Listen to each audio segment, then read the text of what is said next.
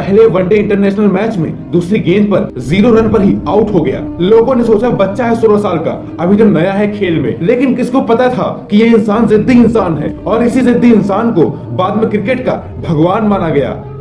Zero से जिद्दी बन गया, जिद्दी से हीरो बन गया। दुनिया के कई सारे रिकॉर्ड तोड़ डाले इस इंसान ने। एक सामान्य कद का खिलाड़ी किसी खेल का भगवान कैसे बन सकता है? क्या कहे इसके बारे में? बच्चा जानता है। इस बच्चे की जिद ने इसे 16 साल की उम्र में ही इंटरनेशनल टीम में जगह देकर मैदान में उतार दिया। एक क्वेश्चन पूछूंगा मैं आज तुमसे, तुम अपनी लाइफ में क्या करना चाहते हो, क्या पाना चाहते हो? अब वो चाहे सफलता हो, पैसा हो या फिर नाम हो, सोच कर बताओ। आइंस्टीन की जितना बड़ा बनना चाहते हो, जिनका नाम अभी तक किताबों में चलता आ रहा है और जब तक इस पृथ्वी पर जीवन रहेगा तब तक आइंस्टीन का नाम विज्ञान की किताबों से नहीं हट सकता।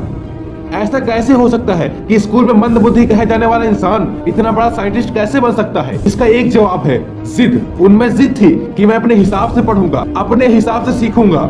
जिद थी कि बस करता रहूंगा। बनना चाहते हो इतना बड़ा?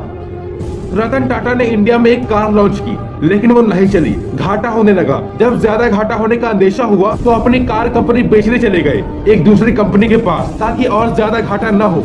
वहाँ मीटिंग की और मीटिंग में जवाब मिला कि जब आपको कार के बारे में जानकारी नहीं है तो क्यों करते हो ये काम? डील वहीं पर छोड़ दी।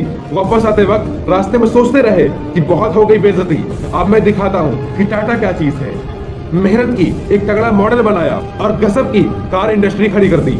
10 साल बाद वही कंपनी जिसकी मीटिंग में टाटा की बेइज्जती हुई थी, उस कंपनी में बहुत बड़ा लॉस हुआ। रतन टाटा ने उनको ऑफर दिया कि बेचना चाहते हो अपनी कंपनी, मैं खरीदूंगा, और वो कंपनी उन्होंने अपने नाम कर ली। ये होती है जिद। ऐसा क्या है जो मुझ में नहीं है? क्या था इन सब में कॉमन? एक जिद कि नहीं रुकूंगा, करता रहूंगा, खुद को बेहतर से बेहतर बनाऊंगा।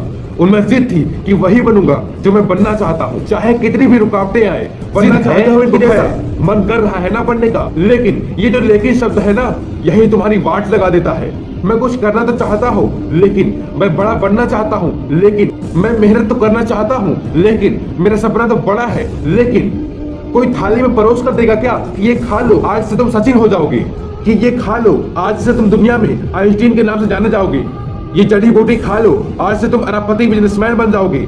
लेकिन जब तक तुम इस लेकिन शब्द को जिद में नहीं बदलोगे तब तक तुम कुछ नहीं कर पाओगे। तुम मुझे ये बताओ कि क्या खास था इन लोगों में? सोचो और सोच कर बताओ, क्या उन्होंने अवतार लिया था? क्या वो आसमान से सीधा धरती पर प्रकट हुए थे? क्या खास था इन लोगों में जब ये दुनिया में आए थे?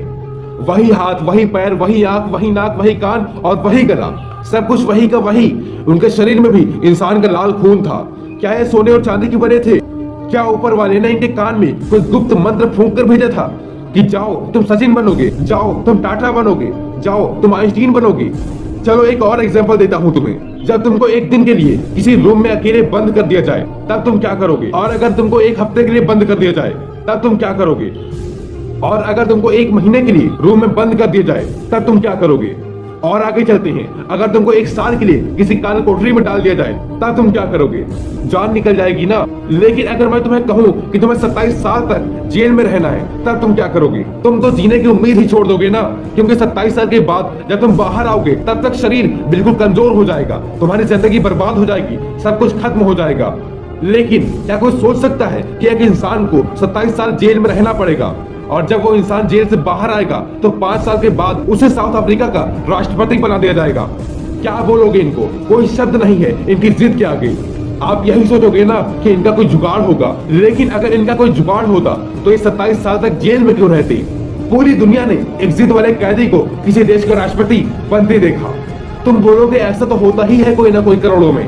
हाँ, ये बात बिल्कुल सच है, क्योंकि करोड़ों में वो एक ही इंसान होता है जिसके पास इतनी जिद होती है। वो इंसान बार बार गिरता है, बार बार उठता है, उठता है, गिरता है, फिर उठता है, फिर गिरता है और फिर उठता है, लेकिन हार नहीं मानता, क्योंकि वो जिद्दी होता है। सिर्फ एक जिद होती है उनमें, बाकी सब सेम होता है।